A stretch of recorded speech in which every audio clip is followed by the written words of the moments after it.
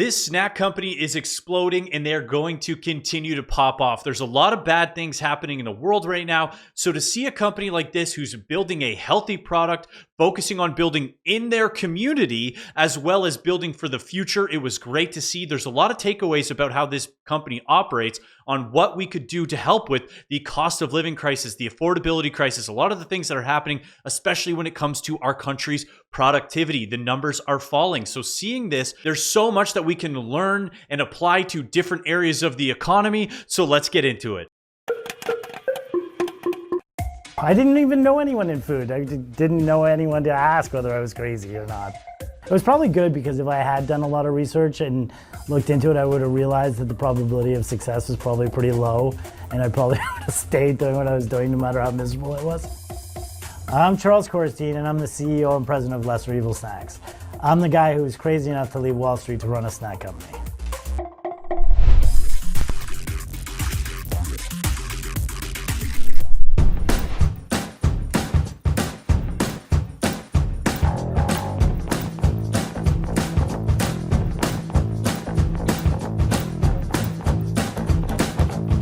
Really, where Lesser Evil started to take off was we started making more mainstream products better. They weren't necessarily super healthy, but they were a lot better than what the alternatives were, and they appealed on taste.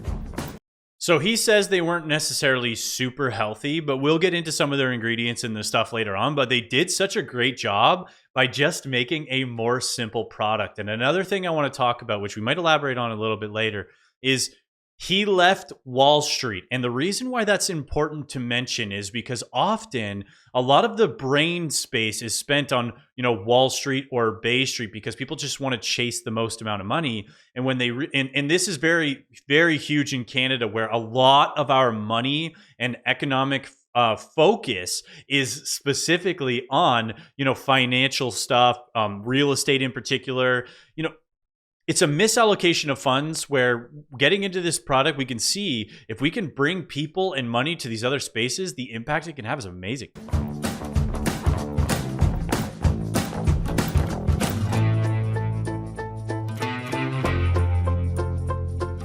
By becoming vertically integrated, we cut out all that margin that the co-packer was taking, and we were able to invest that money back into the company.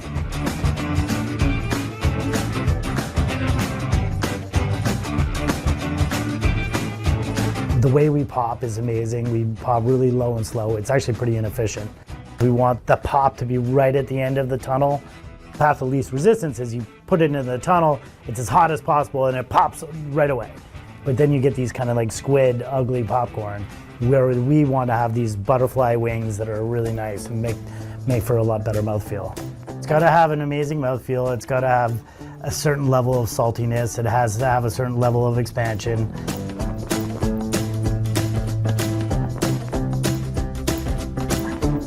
Look at that growth. Like, that's staggering. And again, this is a local company. So the reason why I wanted to show this American company, even though we cover a lot of Canadian topics on this channel, is because I think a lot of this comes top down. And right now, especially when it comes to starting a small business, like the title of this video is called, I bought a failing snack company for $250K. Now it brings in $103 million. That's wild. And obviously you have to be a really smart, hardworking person to build that from 250K to 103 million. But the fact is, a lot of our money is brought into, like, that 65 million is grown to 103 million. And that is new money created through a tangible product and service that people are now getting part of, tons of employees. That same 250,000 in Canada would be so hard to access as just a business loan, where, you can go and get a $500,000 mortgage from the bank and they don't care. And then you try to get a business loan and they're like, oh yeah, we'll give you a $5,000 business loan, and it's secured against your house. So it's really like a HELOC. And, it's like percentages that the banks will actually lend against businesses versus real estate. And that's where I think the money is being put in the wrong place. We first hit 100 million in annual revenue in 2023, and then this year we're on pace to do about 165 million. Vegetarian nonsense, because I literally eat beef almost exclusively every day. That being said, look how happy this guy is to be in this line of business when I guarantee you his actual money earned on a personal level, like not we're not talking business equity, because business equity he's probably going to make more money in the long run, especially if if they were to sell this off. But just from like his money he takes home, I bet you being that trader that he was talking about, he probably made way more money. But that's why the brain focus getting into these other areas is so much more productive. And going back to the numbers on lending, I have this tweet here from Hanif Bayat. I don't know anything about him. But he kind of broke down the way that lending works. And mortgages and HELOCs account for 64% of all loans, when outside of Canada, business loans make up 55% of loans. And again, this is an American company. America is pro-business, and I think that just shows when you can change the business culture, because America is way more productive than us on GDP, and it's because they still create, they still have business. I'm a real estate agent. You'd think I'd want to just keep pumping real estate, but right now we're just swapping houses and pretending that's wealth we're not creating. So seeing this business is really exciting, and I think we can emulate stuff like this in Canada. We have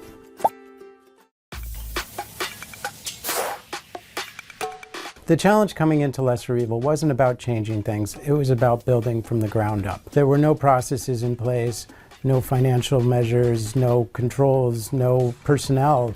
Everything had to be created from ground zero.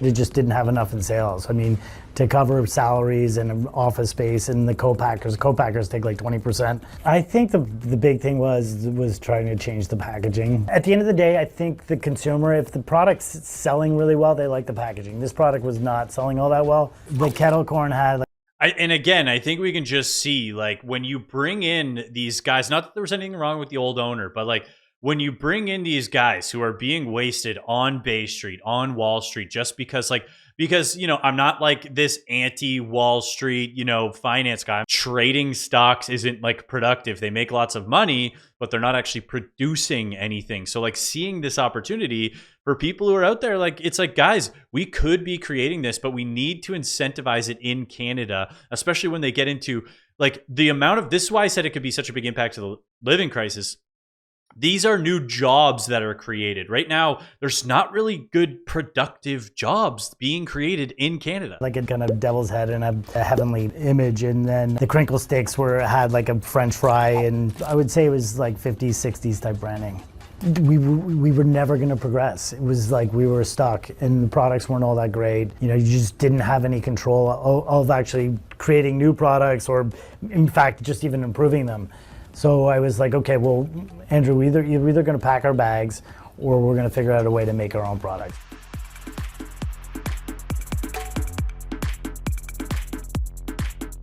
It was a risky move. There was considerable money that we spent. We had to like make all our pennies count. So we started buying stuff at auction, and then we would get it, and typically it'd be broken, and we'd have to fix it and order parts and stuff like that. Thankfully, Andrew was an engineer, and he was able to kind of engineer this stuff. Back then, the way we tested stuff was we put it on the top of a fridge, which gets really hot for 3 months or whatever, and the coconut oil didn't go bad. For some reason, when you cook with coconut oil, it gives a really kind of coconutty flavor, but when it's on popcorn, it tastes like butter. It's really weird. It's like coconut oil was made for popcorn. And, obviously you see all this stuff like with going on with vegetable oils, how bad it is for people. I mean, that's going to be a choice for you guys at home. If you trust the vegetable oils. But I mean, going at their ingredients here, literally their ingredients are as simple as they possibly could be. I don't know how you create a better popcorn. Organic non-GMO popcorn, organic extra virgin coconut oil, and Himalayan salt. It's literally coconut oil, salt, and corn. Like, is this not a product that like in Canada we could have easily built? We have access to so much, corn, farmland, the amount of empty warehouses and businesses we have. Like, shout out to these guys. They're absolutely crushing. But I mean, like, we could have done this like just as easily. I think it was 2014. I put a Laughing Buddha on the bag, and it was a coconut oil popcorn. All of a sudden, there was a different tension.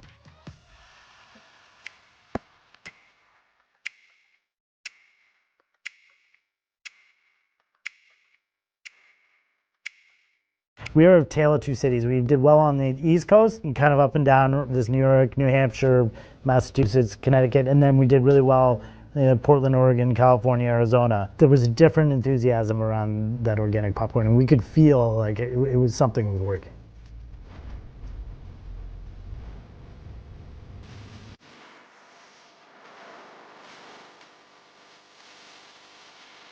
When an opportunity came to rent 20,000 square feet of space nearby, we realized that was the expansion play we needed. We were able to add another production line and have 3 production lines, which we thought at the time was humongous. Again, that money we would not be, pumping into real estate just or focusing on these other less productive. And the only reason our real estate problem is so bad in Canada is because we obviously keep pumping into mass immigration and all that stuff. But look at everybody who was involved in that process. Not only did they buy that new building, that everybody who's going to be renovating it, that's creating the jobs there. And then you now have the people who are getting hired in these facilities. That's actual employment that's created. And then, they were buying used materials, but every time these new factories get built, they usually get put in with new technology, which makes things more productive.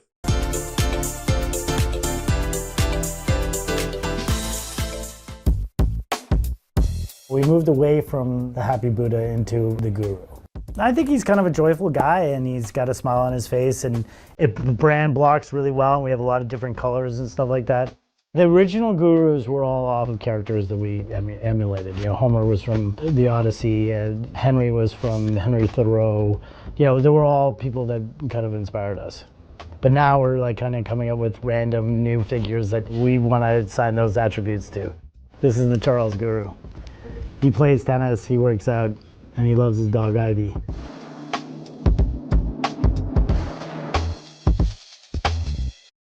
Some people might think that's corny. I think, you're building a unique branding. It's something that people like. I'm not a guru or like a new age guy at all, but I like the idea of healthy snacks. I like the idea of these options being out there. So, if you want to have fun with it, make it there. Sure. Okay.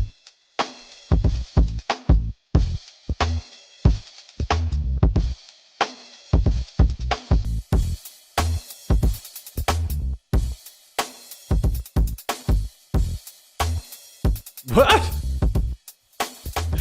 Okay, so don't eat their little puff snacks. Oh my gosh. Don't eat their little puff snacks. Just stick to the popcorn by the looks of it.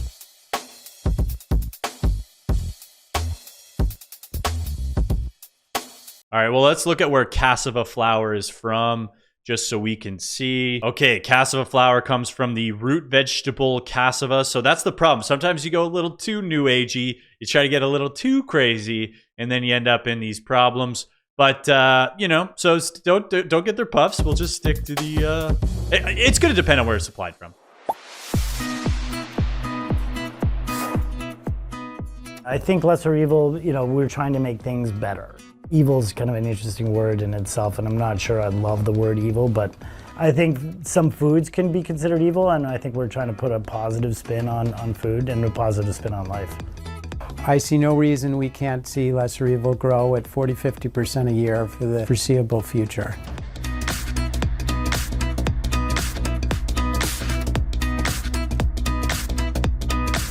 One of the biggest thrills is going to the grocery store, even better if it's with my daughter, and seeing our product on the shelf and knowing that we brought that to life and got it here.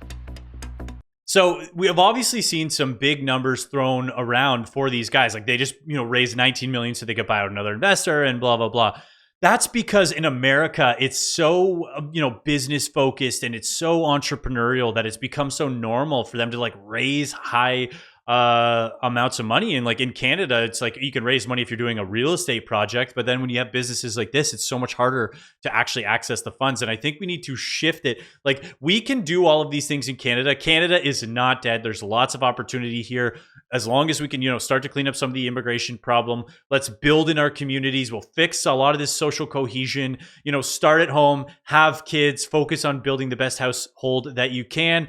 That's it. Thank you so much for watching. If you made it this far in the video, you absolutely rock. Today was obviously a little bit different, a little bit more fun. So thank you and have a great rest of your day.